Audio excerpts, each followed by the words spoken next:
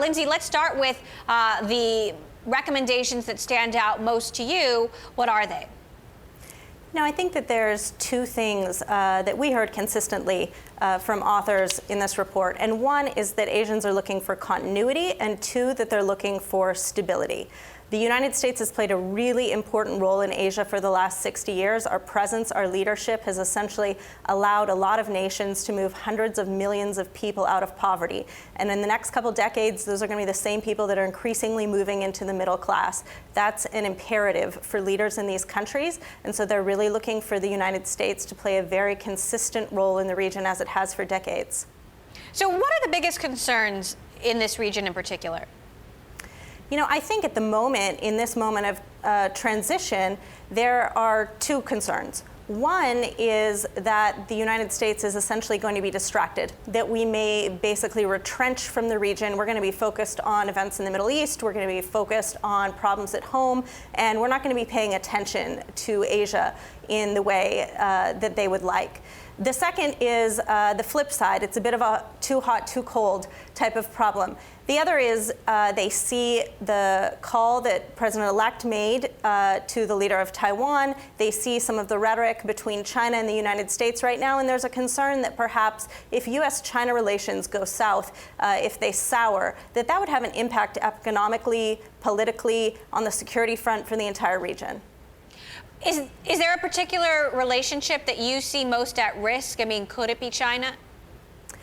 I think a lot of times with political transitions in the United States, especially presidential transitions, at the beginning of that transition, there is often a little bit of a bumpy period while the United States and China, as perhaps the two 800-pound gorillas in the room, adjust to each other. Particularly right now in China, they are going through transitions of their own. So it is a moment of uncertainty, and I think it's important that everyone proceeds cautiously and they proceed thoughtfully. Now, there's been rapid technological and military modernization in that region of the world, which could ratchet up the possibility of an Asian security crisis, given Trump's more aggressive stance towards China. How likely do you think it is that something like that actually happens?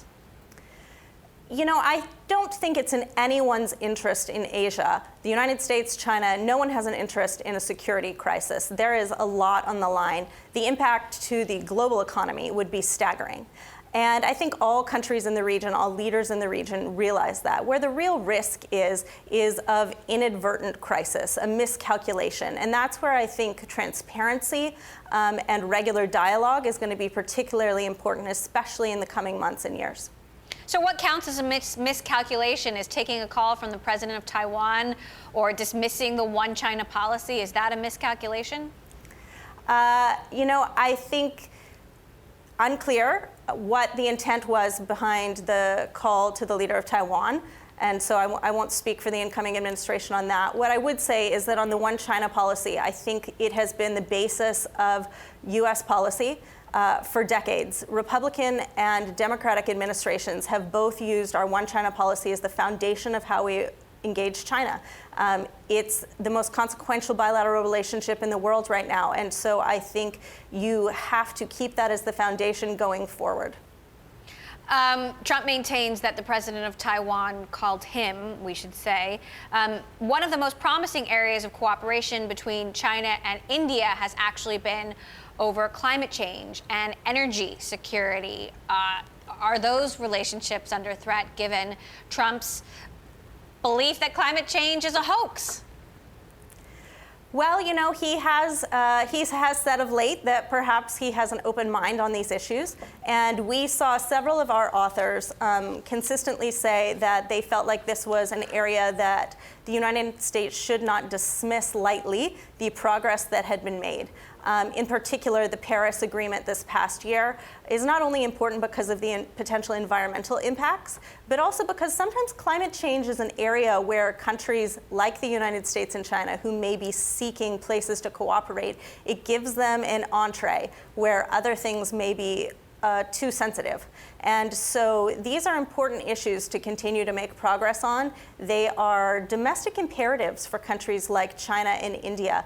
And so I think we should keep an open mind about looking for continued progress in that area.